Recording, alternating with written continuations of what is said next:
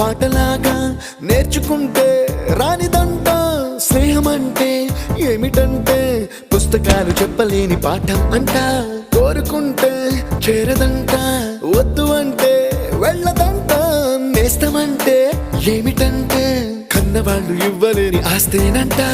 ఇస్తూ నీకై ప్రాణం పంచిస్తూ తన అభిమానం నీలో ప్రతి